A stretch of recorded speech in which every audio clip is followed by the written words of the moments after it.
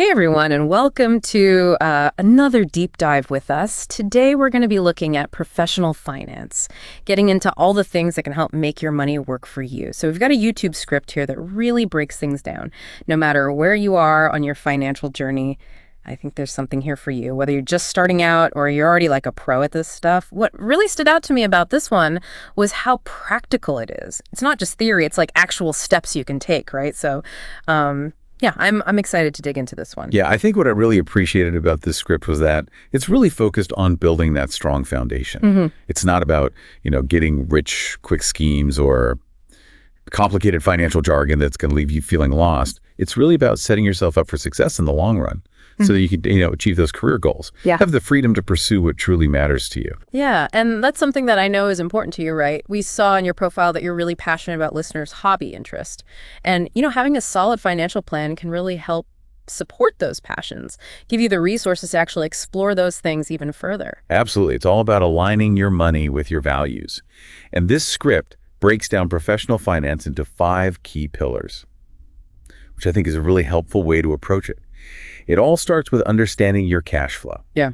And budgeting, which I know maybe doesn't sound like the most thrilling topic. Budgeting sometimes feels like a bit restrictive, like you're being put in a box. Right. But this script actually reframes it as a tool for awareness. It's not about restricting yourself. It's about making conscious choices with your money. So it's more about understanding where your money's going and then making intentional decisions about how you want to use it. Exactly. And the script talks about this 50-30-20 rule as a good starting point. Have you heard of this before? I have, yeah. So 50% of your income for needs like housing and bills, 30% for wants, like that's your fun money, eating out, travel, whatever brings you joy.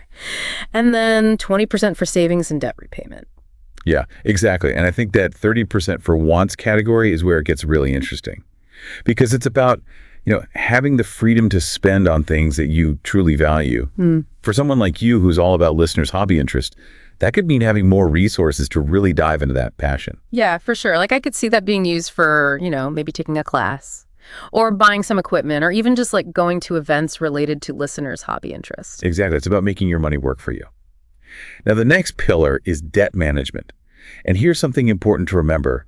Not all debt is created equal. Some debt can actually be a strategic tool if you use it wisely. Okay, so explain that to me. What's the difference between like good debt and the bad kind? Good debt is like a low-interest mortgage on a property that's going to appreciate in value. It can help you build wealth over time. But then you have high-interest credit card debt, which is what you want to avoid. That's the kind that can really drain your resources and keep you stuck. Makes sense. So prioritize paying down that bad debt as quickly as possible. Absolutely. And the script emphasizes the importance of building a solid emergency fund. It calls it non-negotiable. Yeah, I can definitely relate to that. It's like having that safety net. Knowing that you have that cushion for unexpected expenses can really give you peace of mind. Exactly. Having 3 to 6 months worth of living expenses saved up in a high-yield savings account can make all the difference. So we've got our budget, we're tackling debt strategically, we've got that safety net in place. What's next on our financial journey? Time to shift our focus to the future and talk about investing. And the script highlights a principle that I know resonates with you. Time in the market beats timing the market. I remember reading that, but to be honest, I've always found the whole investment world a bit intimidating.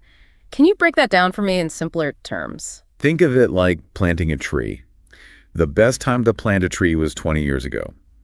The second best time is today. The earlier you start investing, even if it's small amounts, the more time your money has to grow. So it's not about trying to predict the stock market or become a day trader or anything like that. It's about consistently putting money away and letting it grow over time. Exactly. And the magic of compound growth really comes into play here. It's like a snowball rolling downhill, getting bigger and bigger as it picks up momentum. Okay, that analogy makes a lot more sense than like trying to decipher Wall Street jargon. So we're in it for the long haul, not quick wins. Precisely. Now, the final pillar might surprise you. Continuous learning and career growth. I wouldn't have necessarily put that under finance, but I guess it makes sense. The more you earn, the more you have to manage. It's not just about earning more, though. It's about investing in yourself, acquiring new skills, expanding your opportunities. Yeah, and I know you're all about that. Your profile mentions you've been exploring listeners' interest in professional development, so this pillar really speaks directly to that. Absolutely. Yeah. Continuous learning keeps you relevant, increases your earning potential, and ultimately gives you more control over your financial future. Okay, so we've covered the 5 pillars. But let's be real, we all make financial mistakes sometimes. I know I definitely have. So what are some common pitfalls that this script warns us about? Well, the first one is a classic, not having a financial plan. It's like setting off on a road trip with no map and no destination in mind. You might end up somewhere, but it might not be where you wanted to go. Okay, so even if it's a simple plan, just having some goals in mind can make a big difference. Exactly. Having goals, even if they evolve over time, gives you direction and purpose with your finances. Makes sense. What's another mistake that people often make? One that's particularly tempting, especially for someone as driven as you, is falling into the trap of lifestyle inflation. Okay, confession time. I've totally been there. Got a raise, immediately upgraded my phone thinking I deserved it. Did it actually make me happier? Not really. It's so easy to get caught in that cycle, especially when, society tells us we need the newest, shiniest things all the time. But I'm curious, you've always been mindful about, mention a detail from the listener's profile related to mindful spending values. How do you think that mindset helps you avoid this trap? It definitely makes me pause before buying something. Like, do I really need this or is it just going to end up in a drawer somewhere? For me, it's more about experiences and, personal growth. So sometimes that means saying no to that new gadget so I can travel or take a class. I love that it's about prioritizing what truly matters to you. Now, another common mistake that people often make is ignoring retirement savings. Yeah. Especially when you're young and focused on building your career, it's easy to put it off. Yeah, retirement feels so far away when you're in the thick of things. But I guess the earlier you start, the better, right? It's not just about starting early. It's about understanding how compounding works. Imagine this, you invest $100 today, and it earns a steady 5% return each year. Okay. After the first year, you have $105, not bad, right? Yeah, an extra $5. But here's where it gets interesting. In the second year, you're not just earning 5% on your original $100. You're earning it on that $105 and so on, year after year. Oh, so it's like that money is making babies, and then those babies are making babies. Yep. Okay, now I get why they call it compound growth. Exactly. Over decades, that seemingly small difference can snowball into significant wealth. Wow, okay. Yeah. I'm definitely feeling more motivated to prioritize retirement savings now. So what's the last pitfall the script highlights? It's not seeking professional financial advice when you need it. Yeah, I get that there's a sense of pride in figuring things out on your own. But I guess there are times when having an expert in your corner could be really helpful. Think of it like this. You wouldn't hesitate to see a doctor if you had a medical issue. Well, financial matters can be just as complex. And sometimes seeking guidance from a qualified professional can save you a lot of stress and money. Makes sense. It's not about giving up control. It's about having a trusted partner to help you navigate things. Exactly. Now, the script wraps up with a really inspiring story. A real-life success story about someone who turned their financial life around. They were struggling with student loan debt, living paycheck to paycheck, feeling overwhelmed. Yeah, I think a lot of people can relate to that feeling of being stuck in a financial rut. What's amazing is that it wasn't some big windfall that changed their situation. It was a series of small, intentional choices that added up over time. So no magic bullet, just good old-fashioned discipline and planning. Exactly. They created a budget, tracked their spending, paid down debt strategically, even found ways to boost their income. Within a few years, they were debt-free, had a healthy emergency fund, and were well on their way to financial freedom. Wow, that's incredibly inspiring. It shows that anyone can achieve their financial goals with the right mindset and commitment. Absolutely. Now let's shift gears and talk about the actionable steps the script recommends. These are things you can start implementing today to take control of your finances. Awesome. I'm ready to turn inspiration into action. First up, review your budget. But let's get specific this time.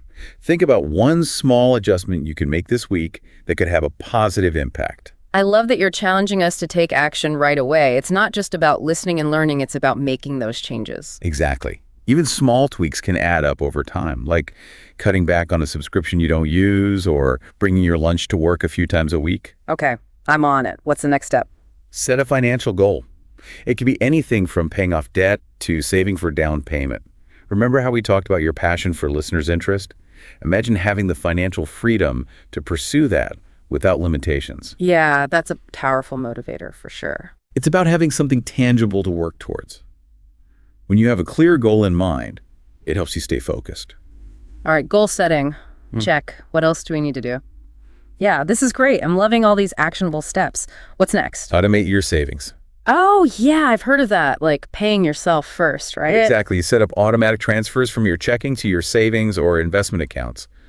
It just happens automatically. You don't even have to think about it. That's awesome, especially for someone like me who sometimes forgets to do it manually. It's a great way to build that savings habit without having to rely on willpower. Okay, I'm definitely adding that to my to-do list. Automate savings. What's the last step we need to cover?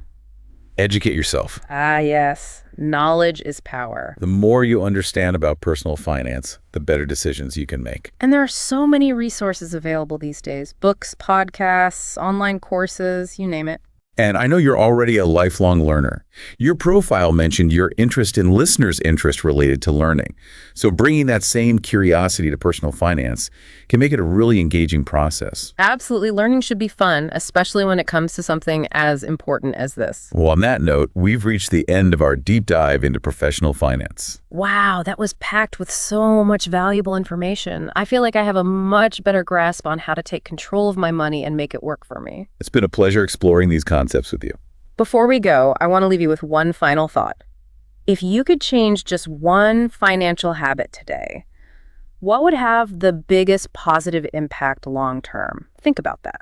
It's a question worth reflecting on. Maybe it's creating a budget or automating your savings or finally starting to invest. Whatever it is, remember that even small changes can make a huge difference over time. Thanks for joining us. We hope you feel empowered and inspired to take charge of your financial future. Until next time, keep learning, keep growing, and keep diving deep.